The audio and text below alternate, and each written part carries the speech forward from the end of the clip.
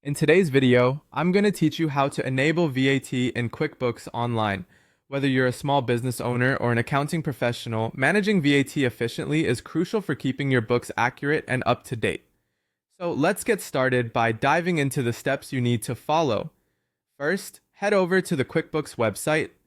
If you haven't already signed up for an account, you'll need to do that first.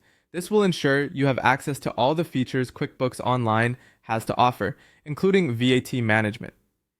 Once you've signed up, or if you already have an account, click on the Sign In option to access QuickBooks Online.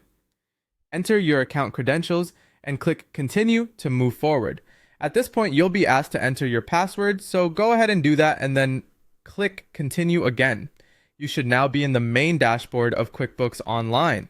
The next step is to select the company file that you want to work with. Take a moment to verify you've selected the correct file, especially if you manage accounts for multiple businesses. Once you've chosen the right company file, navigate back to the QuickBooks homepage by clicking on Go to QuickBooks.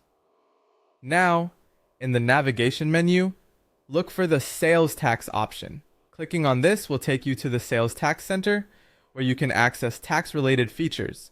Next, click on Sales Tax Settings. This will open a page where you can manage various settings related to sales taxes, including setting up the VAT. You'll now want to add a new tax agency, which is essential for managing VAT. Click on Add Agency to begin this process. Here, you'll need to enter the appropriate details.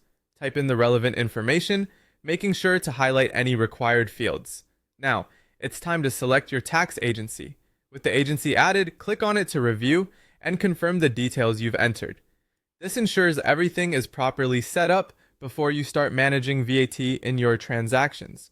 Following this, you'll need to set the filing frequency.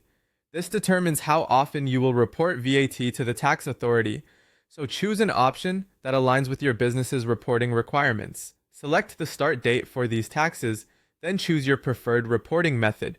These steps are crucial because they govern when and how you report VAT to the relevant authorities. Finally, with all the information entered and reviewed, make sure everything is correct and click on Save to apply your settings. And there you have it. You've successfully enabled VAT in QuickBooks Online. Now, your business transactions will automatically account for VAT, streamlining your financial processes and ensuring compliance with tax regulations. By following these steps, you'll be well on your way to efficiently managing VAT in